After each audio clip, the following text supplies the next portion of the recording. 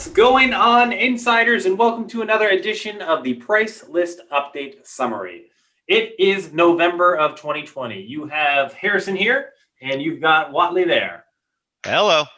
We are here to discuss the new line items that came out in the November update of Xactware's price list. There are 16 new line items that we want to highlight in this video here, as well as changes to a bunch of line items in the baseboard with shoe categories that we need to highlight in our yield changes section as well.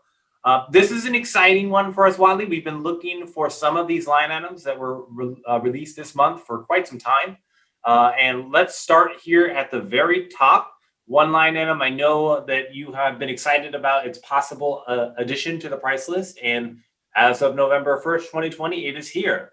It is the Office Cubicles Detach and Reset line item. Let's start up here in the EQC category. Yeah, this is an exciting one for us. As many of you guys know, I own a business that does exclusively contents, high-end contents work out here in California. And we've always struggled with how do we price for disassembling office cubicles and then reassembling them. And I'm really grateful to see that there's some kind of baseline here for this particular activity. From the components buildup, yield, etc., it seems about right that you could disassemble 3 of these an hour, and that's assuming that's where it gets a little tricky. Harrison, it's like, so you could say you could disassemble 3 an hour, like one laborer, maybe. Seems like you might be pushing it, but depending on the cubicle, possible. Is this contemplating the fact that you're supposed to put it back together? So are you essentially doing 6? Yes, right? I mean, that's what I mean. To clarify here, when you're saying 3 an hour, we're jumping in here into the labor component. We're looking at the direct yield for this line item. Yeah. The direct yield of the labor component, which says you can do approximately 0.3 in an hour, which means, as you're pointing out, or that's 3 of these detach and reset or so in an hour. Yeah, so that's an interesting nuance, something to be thoughtful about if you're going to use this line item. But what they did, although the yield, if you're a contractor, is maybe not that optimal, what they did do is they used the trade code that's pretty darn attractive, which is the carpenter mechanic, which I think is along the lines of thinking that we maintain in the contents game, is that it's really weird when a lot of your labor is defaulting to CLN, which is like your Molly Maids level cleaner. A lot of these activities require training and tools and some mechanical ability and so on. You could really screw up a cubicle and cause a lot of damage, right? If you're not really organized with what you're doing with that hardware and labeling and taping it to the cubicle, you can end up in a lot of trouble. So I'm happy to see that the trade code here as the carpenter mechanic, that's a lot more favorable than CLN or LBR, which typically comprise the CPS category. So here's why plus video is so important, the price list update summary, because my team's going to miss this line item because they're already filtering when they're using Xact for CPS, right? That's most of our line items, or almost all of our line items. You're tapering down, you're filtering out non-CPS line items so that your team is focused on the contents only line item. Yeah, you got it. So you would easily omit this. Like the fact that it got thrown in EQC for commercial, like, okay, I wouldn't have expected that. So sometimes the pricing department will adopt it into one category and later they'll adopt it into others. I think there was a trend in the early 2000s to add the same line item in a number of different categories. And then you and I, in our discussions, we're recognizing a systemic pattern or a bias towards not adding a line item in so many categories. The pricing department's position is like, use it outside of the category. It's fine, which sounds good. However, if you find yourself doing program work, you can end up constrained where like sometimes you need a WTR line item in a repair environment. And we all of us, regardless of what side of your claim you're on, know how that's probably going to go for that estimator if you're including WTR line items in your repair estimate. We definitely have mixed emotions about not adding it in numerous categories, but in a sense, it does make the price list simpler, and in ways it's better because you can have death by too many line items. So yeah. I feel very conflicted. I understood that it's hard for Xactimate to add every line item to every category. When the line item exists, we're supposed to use it as is. One thing I want to clarify here is that I think that we actually misspoke. It's not 3 in an hour. It's a third of a cubicle detach and reset in an hour. Oh, okay, that makes It more would take sense, 3 hours or so to detach and And reset a single cubicle. okay, thank you for that clarification. Yeah, no worries. I mean, this is part of the fun of being the scientist in the lab playing with the numbers. You start looking at equations in the inverse and trying to figure out the relationship between yield and direct yield. So this is saying 0.3. It's saying it can do 0.3 of an office cubicle in an hour, which means it'll take approximately 3 hours to detach and reset one entire office cubicle, which that seems more reasonable, right? Yeah, the reason I was glossing over it is I'm going, yeah, 350, like, okay, that you could do it for that. It's like roughly, I don't want to speak too directly to it, but it just didn't strike me as the price being categorically wrong. So the pricing is about fine, and it's because I was interpreting the direct yield wrong at a glance. So thank you for that clarification. 3 makes No sense. worries. So they do an hour on the disassembling it, 2 hours to reassemble it, right? And then here we are with that trade code. So Sounds looks good. about right. Good lessons as to why you don't watch the first 2 minutes of the Plus video and think you're Yeah. done. We continue to explore things as we go. This is a journey. All right, let's keep moving here. We've got another addition to the miscellaneous commercial equipment category EQC, Yeah. artificial grass and turf. Jumping into the components here, you can actually see this did not use, this used a general laborer code, which is different to put in the EQC category here. Yeah, so EQC, it's super weird. I don't know why they did that. It almost feels like a mistake. It should be in landscaping to me. I mean, you see the phase under landscaping there, but then the category isn't landscaping. So I'm just mystified as to why that was done that way. Equipment, commercial, we're seeing artificial grass a lot more, but we're seeing it in residential. You're not seeing it in commercial. So that's a wacky choice. I mean, whether it really affects the price structure or trade codes, I doubt, but it's just kind of something to be aware of. So be careful when you're filtering, because if you're looking just for landscaping and you type in that category code, which I often do when I'm searching for something, that would actually filter out this new artificial grass line item. I actually just got a bid for my house for artificial grass, and without speaking too directly, the price looks in accord with what my wife was just served up as it relates to a bid for price per square foot. This is San Diego price list. Yes. They did it again, man. It's pretty darn close. Good. That's Good. in accord with what I just saw come across our desk. So, all right, what else we got? Jumping to the low voltage detach and reset. This is a low voltage box, and we have the opportunity to clarify. And we pulled up this picture, and we were asking what kind of low voltage box. What is this meant to be used? Why don't you clarify here what your potential misinterpretation was and how this line item should be applied? So at first glance, when I saw the line item description, I thought, oh, low voltage box. Okay, so this is a J box for like an RJ45 assembly. RJ45 is like your Ethernet cable where you plug in your Cat5 or Cat6. And there's never been a specific line item for detaching and resetting that. And so often users have been defaulting to the ELE category code for the detach and reset of outlet, because essentially it's really the same in most ways, whether it's low voltage or whether it's 120. Pump it in there.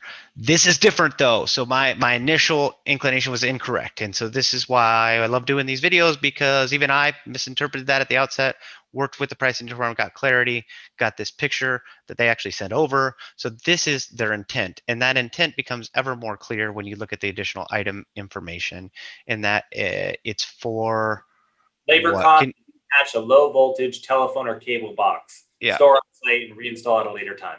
Right. And so that box, I guess that's the part that could be a bit ambiguous. So is that a J box, right? Or is this a box outside? But I think this is like most commonly thought of as if you're doing hail work and there was damage to siding, you would need to detach and reset that. And so that image helps illustrate. I would like to see the pricing department actually work that image into that line item, because I think this is one that is going to be used incorrectly even more than it's going to be used correctly. So let's add that to our next calibration meeting, Harrison. And that, I think adding that image is really going to help the user base use that line item correctly and consistently. Okay. Already added. Let's move to the tree removal bid item. Tree removal, tree debris removal, disposal, all of this is different on every lot, the size of the tree, what's going on. So it's nice to see that this is an activity that's being performed in the field. There was no line item for it. And often when there is no line item, it's hard for the policyholder to get reimbursed for the work that needs to be done on their claim. So it's nice to see that this exists now in at least some kind of format, a bid item, so that contractors and carriers, adjusters, can work through the cost to remove and dispose of whatever tree debris exists in that loss. Very similar to some other line items that we've seen with like temporary water heaters, where they come out as bid items so that people have the opportunity to perform those activities and invoice for those activities, even if there's no set market price for anything in that area. To repackage what Harrison's saying, guys, sometimes when a new line item gets introduced, it'll be introduced as a bid item until the pricing department has more data. So after the user base uses it for a year, then they can run a cluster analysis and they go, oh, okay, in this particular region, there are some patterns that are clearly emerging around the price structures, and they can work back into assigning a price to those line items. Now, that's not what happens every time, and that's not even happens most of the time, but it's good to be aware that that can happen and does happen. And so use those line items when they come up. And if you want to get away from a bid item, because that always creates space for that ambiguity that can encumber a swift claim settlement. If you want it to be defined for a price, well, darn it, use the darn line item, and then maybe a year later, boom, there it is. There's a line item with a price structure.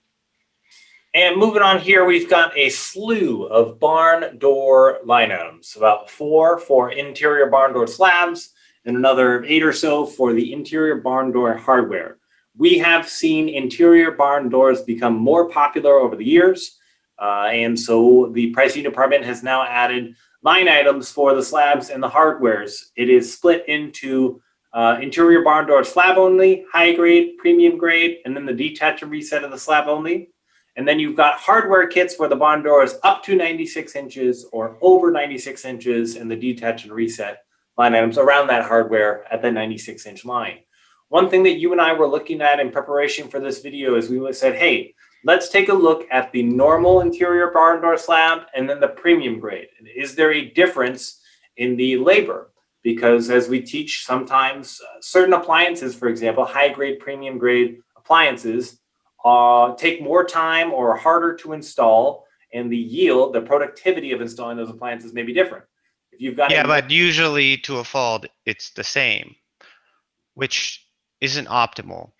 It's a lot to ask of the pricing department, but guys, let's agree that a really heavy high-end range is a lot harder to install than a GE range that you'd see in an apartment. And I think we can all agree, but something that is often forgotten about is when you're dealing with high-end doors or high-end appliances, there's also risk to the contractor as it relates to damaging those items when you're installing, when you're detaching. And unfortunately, that isn't represented here. So, you know, if actionable ruled the world, we would love to see that the line items were more dynamic to provide some relief for both the additional labor required to install a premium door or a premium appliance, because it's just more difficult and takes more time. That would help. In addition to the outsized risk that the contractor is taking on when they're dealing with those high-end materials. So I'd love to see a yield adjustment for these, but I don't think it's going to happen in the near term or maybe ever in my career, but it would be ideal if the line items reacted that way, in my humble opinion. To nail down what we're pointing out here directly, this is the interior barn door slab only line item. We're looking at the labor component here, and it's got a direct yield of 3.25, meaning you can looks like you can replace or install 3.25 of these per hour of these doors. Mm-hmm. Then when you switch to the premium grade door, the premium grade slab, it's the same exact number, 3.25. What is changing between these line items is the material component. A nicer door costs more money, so there is some of that change reflected there. If you guys have ever hung a door that is a premium solid core door versus hanging a hollow door on hinges or barn doors, boy, you can relate with how much more work it can be to install those babies. Harrison, let's make sure that we're getting this right. So barn doors, they typically, not always, but they typically come in twos, right? So you'd have a set of them. Is it clear in the additional item information that you are in fact supposed to bill for two? Does it say? Interior barn door slab and Yeah. installation later. Excludes hardware kit. Quality. Paneled K or Z style. Note, pricing may vary widely due to several factors. Oh, one of our favorite sentences. Xactware recommends users review their specific costs and make adjustments if necessary. So that's where they know it's going to be a hotly contested line item. Harrison and I could name maybe like 4 or 5 line items in the whole price list, comprised by 20,000 line items that actually clearly state, hey, we encourage the user to verify. So that's responsible. That's not something they do often, so that is important. Either side of the claim, guys, that those are good things to be aware of, in so much as that should smooth the way for some yield adjustments, if it's determined warranted by the user to I'm adjust the seeing yield, say, down. for the slab, I'm seeing a material component with a direct yield of 1. Saying this Yeah, is that wouldn't change. Yeah. slab. And there's no supporting 1. events. Well, we've So seen in the DMOPU sometimes they have like a 0.5 for the tonnage cost and other things. So for like a 2-ton versus a 1-ton. But yeah, this is 1 slab. yeah, totally. Or some things like R13 insulation, there's a delta between your direct yield and yield because the supporting events will realize 10% waste, right? And the same for a lot of flooring products. So good to be aware of how that works. So if you had 2 hanging interior barn doors, you're going to use a calculation of 2, right, in that room. So. Let's jump to some of the line item changes between October and November. I'm going to move here our November over to the right side. So I've got October price list on the left, and I've got November price list on the right. There was a litany of changes to the baseboard with shoe line items. And as we jump into the yield changes here, these are all applied to the labor components. I'm going to hit edit and edit here. You're going to note that in October, the line item FNC B4S baseboard 4 1/4 with shoe, you could install 37.38 linear feet per hour.